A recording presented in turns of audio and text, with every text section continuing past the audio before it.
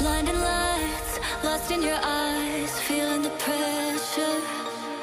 You and I, spending the night, chasing forever. For you, oh no, I'd be your one and only. Don't let me go, don't leave me lonely. Say you'll stay through the pain. Hello and welcome back, I'm Sean, and after using the Samsung A56 5G for about a week now, I have kind of gathered my thoughts about what this phone really is and how it really stack up against their bigger baby brother, the S25 Base, so let's check it out. And just a disclaimer, reason I compare the A56 to the S25 Base and not the Plus is because price-wise, the S25 Base is the cheapest step up you can get to a flagship phone from Samsung. So let's start off with the similarity of this phone. So starting with the camera, the good news is that 3 of the cameras, at least on paper, are the same between the A56 and the S25, meaning you're going to get the same spec main 50 megapixel f1.8 lens with OIS support. You get the same ultra-wide 12 megapixel f2.2 lens and also the same 12 megapixel f2.2 front selfie camera. So another similar feature you get is also 4K video recording on both phones, but frame rates will be pretty different between the two. And you also get to spec the A56 up to 12GB of RAM, which is the same as the standard 12GB you get with the S25 series. So also both phone gets 5G, gets NFC, in-screen fingerprint sensor, as well as face unlock. And that's all that is similar between both phones. So for obvious reasons, there are a lot of differences between two of these phones. And first of all, you're not getting a telephoto lens on the A56, but instead you're getting a 5 megapixel f2.4 macro lens, which is also not available on the S25, and there isn't any macro mode that you can get for the S25 Base. So in terms of video recording, you're going to get 8K video recording on the S25, but the A56 peaks out at 4K, which honestly is what most people will film anyway. So battery is also a little bit different. We'll get into more details later on, but you're going to get a 4000 mAh on the S25 and also a 5000 mAh on the A56. So charging is also different, where you're going to get a 25 watts wired fast charging on the S25 and 45 watts on the A56. So this is where the S25 actually loses out. Chipset wise, the S25 gets a flagship Snapdragon 8 Elite, but the A56 gets Samsung Exynos 1580, which from my test isn't as efficient as the Snapdragon, and we'll talk a little bit more about that later on as well. So display size is also different, where the S25 gets a 6.2 inch and the A56 gets a 6.7 inch display. Of course, you can also get the S25 Plus with a 6.7 inch display, but it's more expensive as well. So for the S25, you're going to get the Gorilla Victus 2 for the front and back, but only Victus Plus on the A56, which is actually still pretty strong glass, and you're going to get it at the front as well as the back of the phone. And lastly, you're only going to get Bluetooth 5.3 on the A56 and 5.4 on the S25. So that's a quick rundown of the differences between the two phones if you're considering between them. So if you want to get the A56, it starts at 1999 Malaysia ringgit for the 128GB model with 8GB of RAM, and 2,199 for the 256GB model, as well as 12GB of RAM. Of course, with Samsung Malaysia is giving you lots of pre-order perks now, so do get them while it's hot. So if you want the cheapest S25 Base, it starts at 3,999, so slightly less than double the price of the A56, but it's the cheapest flagship you can buy this year from Samsung. And if you find value in what you hear and like what you see so far, do subscribe to the channel and ring the notification bell so that YouTube algorithm can pick this up. And if you want to buy any of these phones, do check out my links below. So when it comes to the display, having a Full HD screen is great, but having something that can push the limits is even better. So both the Samsung Galaxy S25 Base and the Samsung Galaxy A56 5G feature AMOLED displays, but the S25 Base comes with a 6.2-inch dynamic AMOLED 120Hz refresh rate display, while the A56 5G has a larger 6.7-inch Super AMOLED display with also 120Hz refresh rate. So both of these phones packs the same resolution of 2340 by 1080 Full HD+. However, because the A56 5G gets a bigger screen, the S25 Base provides a sharper pixel per inch density, making text and images appear a lot crisper. But if you're into larger displays, then the A56 5G's 6.7-inch display will offer you more space for videos, gaming, and multitasking. So as for protection, both phones are equipped with Corning Gorilla Glass, but there's a slight difference here. So the S25 base comes with a Gorilla Glass Victus 2, which provides enhanced protection against drops and scratches, and the A56 5G, however, comes with Gorilla Victus Plus, still offering excellent protection for day-to-day use, but the Victus 2 on the S25 is a little bit more durable. Overall, while the A56 5G has a larger screen with a higher peak brightness, the S25 base offers a more compact form factor with a sharper display and slightly better durability as well. So both are fantastic choices depending on whether you prefer a larger, brighter screen or a more compact, high-density display.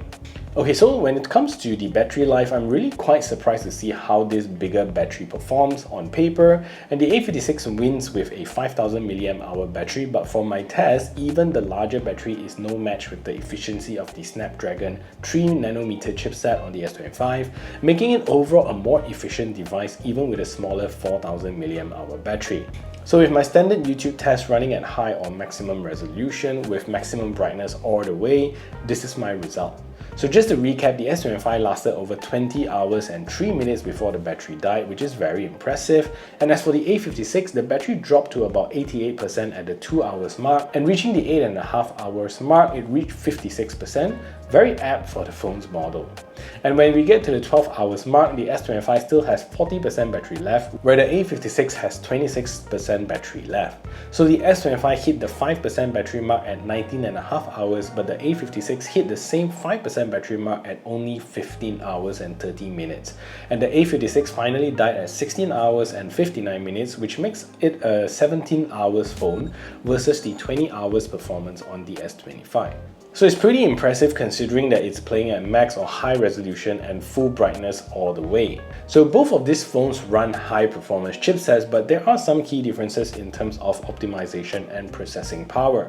So the Samsung Galaxy S25 base is powered by the Snapdragon 8 Elite, which is built on a 3nm architecture, features a octa-core CPU with a clock speed that reaches upwards of 4.47 GHz, and this chip provides a significant boost in performance, making the S25 base a powerhouse when it comes to handling demanding apps and tasks.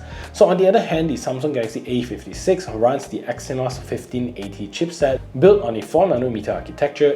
It also features a octa-core CPU, but its clock speed is reduced to 2.91 GHz, which is quite a bit slower compared to the Snapdragon 8 Elite. So the A56 Exynos chip is good for everyday tasks, but struggles to keep up with more demanding apps and heavy gaming compared to the Snapdragon.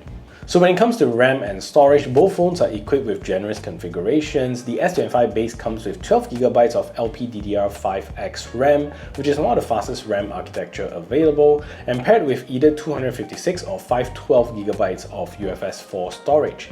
So the A56 5G on the other hand offers 8GB or 12GB with LPDDR4 RAM, which is still solid but still slightly slower than the S25's. And storage option here comes in at 128GB for the base model and 256GB for the higher end model. So in terms of gaming and media, the S25 base definitely has the edge. So with the S25 base Snapdragon 8 Elite chipset, it can handle graphic intensive game like PUBG with ease, running at higher frame rates with even better visuals even on the ultra setting, and you can expect a smoother gaming experience. And for media consumption, the S25 base can play upwards of 8K video content on YouTube, which is a huge step up from the A56. So the A56, while capable, is a bit more limited. It can still run PUBG, the performance isn't as smooth, and the game can only run at HD graphics with some occasional stuttering, and the frame rate is usually between 24 to 30 frames per second, which can feel a little bit choppy, especially in fast-paced gaming scenarios. So for YouTube, the A56 supports 2160p resolution, which is 4K, which is great for high-quality video content, but the S25 base takes it further and offering you 8K resolution. And especially in scenarios where you're using AI to analyze a photo, this is where you can see the chipset struggle a little bit and take quite a long time to analyze the contents of the photo. And good news is both phones still performs well with everyday browsing, video streaming, and social media. However, if you're a gamer or someone who needs peak performance for multitasking, high-resolution media playback, the S25 base is definitely the better option. So let's focus on the design of the A56, and to be honest, without looking into the details or price, just holding the phone doesn't feel like you're holding a mid-range phone, and the phone's build quality is definitely top-notch with great materials all around. So on the entire side of the frame, you're going to get a metal frame surrounding the entire device, device, and the whole device here is actually brushed metal, so it looks super premium and looks super good. And around the buttons here is also a small raise, so it looks very sleek and cool. And at the top here, you're going to get a simple speaker unit, and on the left side, it's all very clean. At the bottom here, you're going to get a SIM tray, a Type-C port, as well as a speaker and mic ports. So at the front as well as the back, everything is made out of glass covered with Gorilla Glass Victus Plus, which is still a pretty strong glass. And with this 6.7-inch display, you're still going to get quite a bit of bezel here, as you can see. But compared to other A series from this year, the A36 for example, this bezel is actually considered pretty slim. So at the front here is also a camera cutout, and there is also an under-screen fingerprint sensor. So at the back here, you're going to get a smooth glass back with the Samsung branding at the bottom. At the top here, you're going to get 3 camera cutout housing the main camera, the ultra wide as well as the macro lens.